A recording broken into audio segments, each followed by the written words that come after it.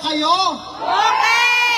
Alam ko po na ang pinakahihintay natin ay yung birthday girl mismo. No other than the Vice President of the Philippines. Ladies and gentlemen, it is my honor to present to you the Vice President of the Republic of the Philippines, the future President of the Philippines. Vice President Inday Sara Duterte!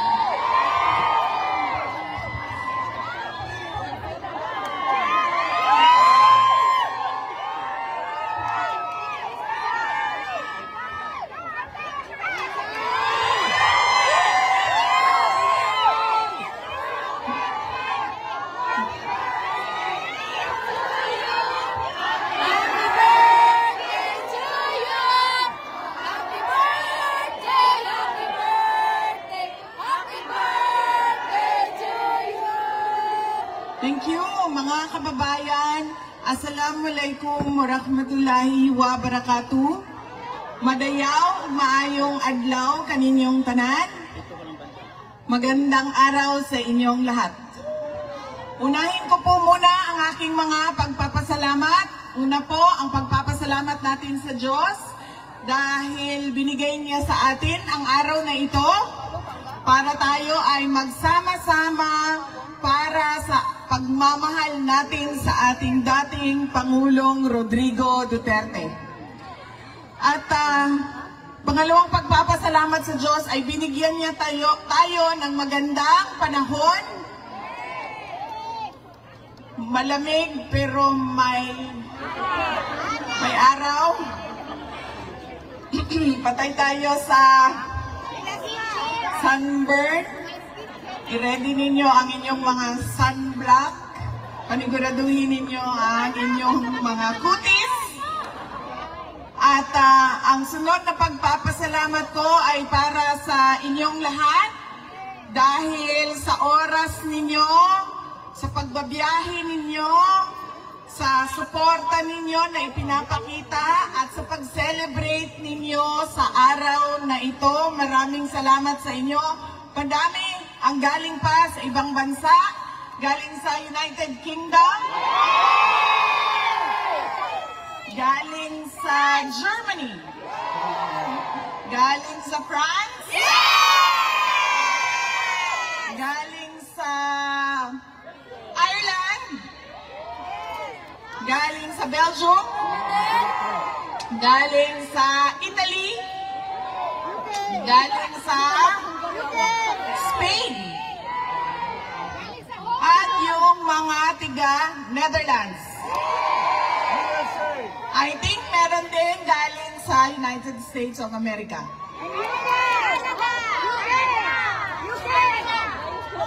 Hong Kong, ma'am, meron?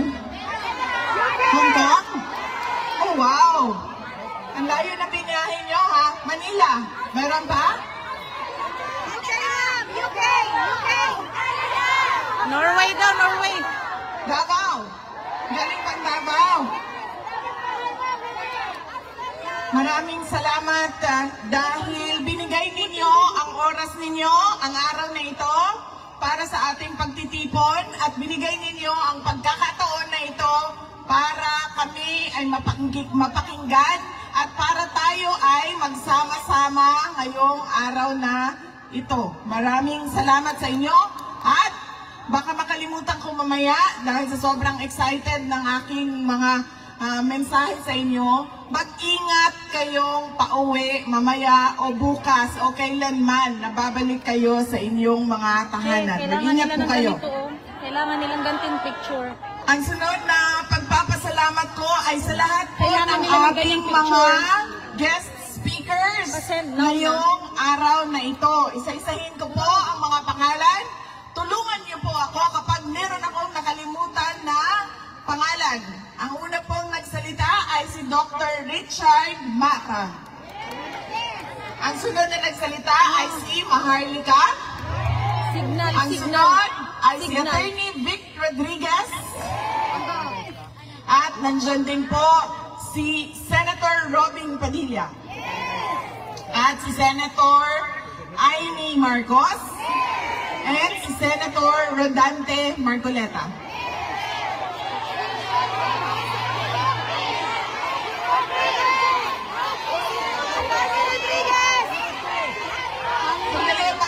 maingay ka nagsasalita, hindi ko naririnig. At, yes, of course, nakalimutan ko dahil dito na siya nakatira. Si spokesperson natin, Attorney Harry Roque. At nandito din si Congressman Bem Noel ng Anwaray Party List. Magte-take over kasi sila pag umalis ako dito. At si Councilor Grayley Balabang.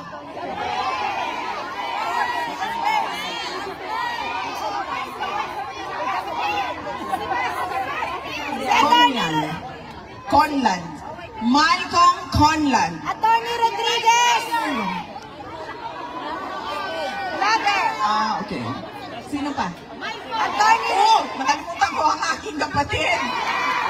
Ang aming Vice Mayor-elect at kasalukuyang Mayor ng Davao City, Sebastian Duterte. Pocong Claude Bautista. Oh my God! Welcome to Julia! At Congressman Claudio Bautista, papasalamat ako sa kanila dahil Malcolm Conlan. Oh, yan. At nandito din po ang kapatid ni dating Pangulong Rodrigo Duterte. Uncle ko po, si Benjamin Duterte. Okay. Meron pa nakalimutan? Attorney Rodriguez! Vic Rodriguez, tapos na kanina. Tapos na, Dr. Mata. Ito? Asawa po ni Dr. Mata, Wala si pa. Mrs. Erica Mata. Buti pa. Okay.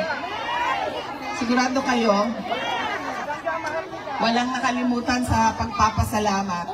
At ang susunod na pagpapasalamat ay sa lahat po ng volunteers ng ating rally gathering ngayong umaga na ito. Nagpapasalamat po ako sa kanila. Hindi ko po sila maisa-isa dahil napakarami po ng volunteers natin dito sa The Hague at sa Netherlands at iba't ibang mga lugar na nagsama-sama para mabuo yung ating pagtitipon ngayong araw na ito. Maraming salamat po sa ating mga iakyat po ang kamay, mga volunteers. Andyan po sila, mga volunteers natin. Maraming salamat sa inyo. Ang susunod na pagpapasalamat po ay mga kaibigan natin sa media.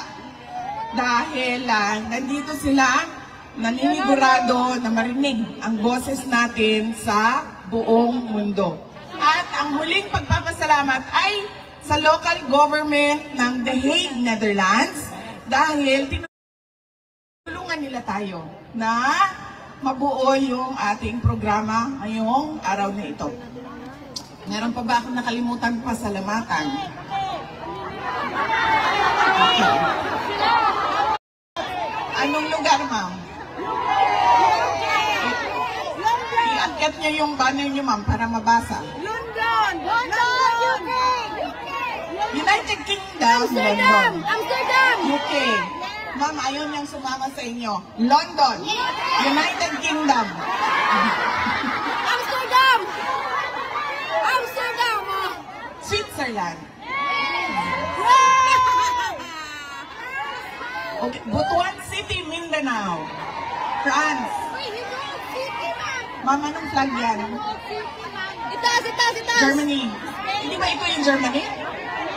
Ano pa, ma'am? Ma'am, hindi mo alam, dala-dala mo flag mo, sasabihin mo, Germany ka. Ano yan? Belgium! Walay sa Germany. Belgium! Kasi magkakuha sila ng flag. Belgium.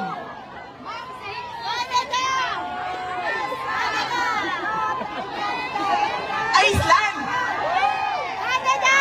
Canada! Canada! Canada. Denmark daw, Denmark. Tapos Canada. Okay? Please, power hugs, VP Inday Sara, pabalik na kami Canada. Yes, ma'am, mamaya, meron po tayong one by one dito, ma'am. Sundin lang po natin yung instructions ng ating mga volunteers para mabilis at ma-accommodate natin lahat. Happy birthday to our future President, VP Inday Sara. I love you from Canada, Sara Natix. Ma'am, hindi ko makita. From?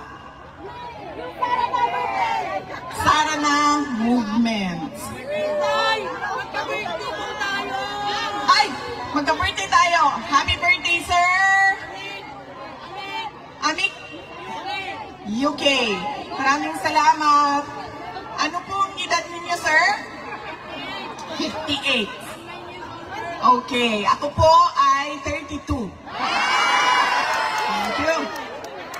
Magkalayo po ang edad namin ni sir, pero pareho kami ng birthday. Ayan. 47 na. Ang susunod ko po, anong flag yung dala-dala nila? Ha?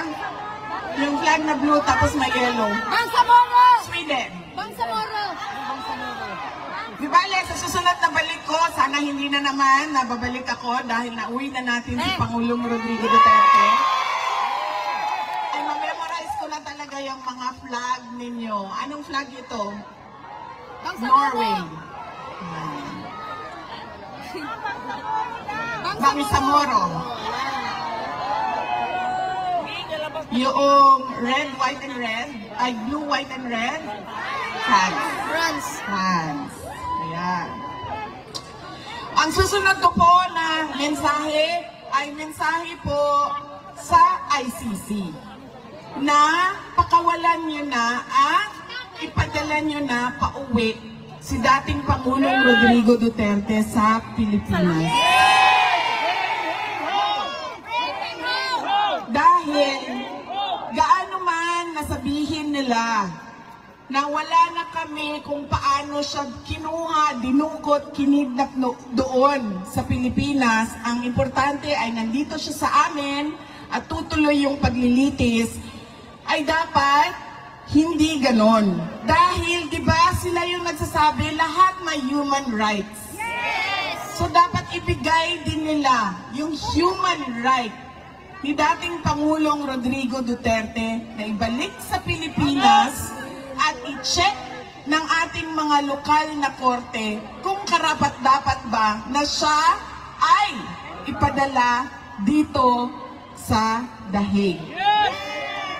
Kaya dapat po hindi natin tigilan ang panawagan natin sa ICC to send him home.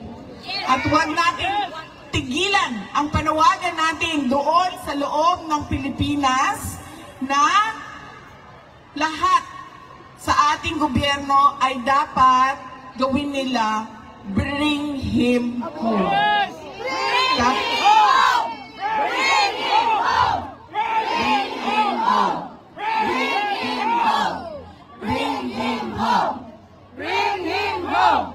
Hindi po dapat ipikit ng korte ang kanilang mga mata na sila ay walang jurisdiction sa kaso.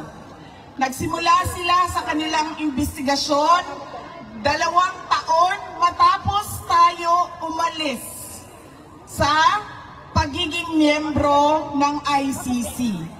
Hindi po pwede yon na kahit kailan pwede kang mag-imbestiga. Dahil ibig po sabihin nun, kapag sinabi mo, 5 years from now, mag-iimbestiga ako. 6 years from now, mag-iimbestiga ako. 20 years from now, mag-iimbestiga ako. Hindi pwede yun. Dahil ibig sabihin nun, wala nang katapusan. Nakakamuling ka pa ulit-ulit.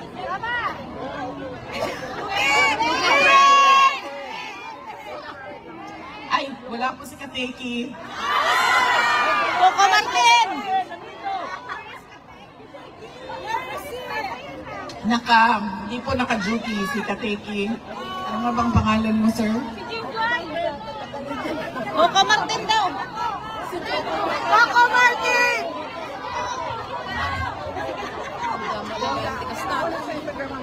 Ano daw, ma'am?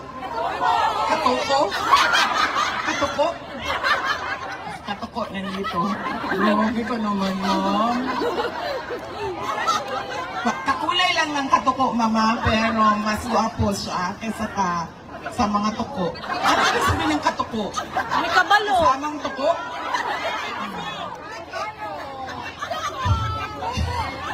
Hindi pwede. Hindi pwede. Na kung kailan mo gusto ikaw mag-imbestiga, ay ganun ang gagawin mo dahil hindi matatapos eh. Kaya wala na silang jurisdiction sa kaso na ito. Huwag nilang ipikit ang kanilang mata sa pagkidnap sa ating dating Pangulo, sa katotohanan na wala silang jurisdiction. Kaya kailangan, huwag natin pigilan. Paulit-ulit ang panawagan natin, ICC, send him home. Yun lang ang hinihingi namin lahat, mga Pilipino sa buong mundo. Ibalik ninyo sa amin ang aming dating Pangulong Rodrigo Duterte. Yes! Ang susunod ko po na mensahe ay mensahe ng pagpapasalamat sa inyong lahat sa pag-celebrate ninyo. Unang-una noong birthday ni dating Pangulong Rodrigo Duterte noong March 28. At ngayon ang pag-celebrate ninyo sa aking birthday naman, May 31. Binisita ko po kahapon si dating Pangulong Duterte. At sabi ko po sa kanya, ay, unang-una, hindi siya, nahihirapan siya maggupit. Ito pa ha, hindi marunong magluto, hindi marunong magwalis, ay, hindi marunong maglaba, hindi marunong maggupit ng kuko. Agoy. Kasi lahat, buong buhay niya pala ay manicurista yung naggugupit ng kuko niya. So kahapon, sinabi sa akin ng gwardya, o ayan, may 2 nail cutter, gupitan mo yung tatay mo ng kuko. Eh hindi din ako marunong maggupit ng kuko ng ibang tao. Kaya ko yung kuko ko, pero pag kuko ng ibang tao, ay hindi ko magawa. So nahirapan ako na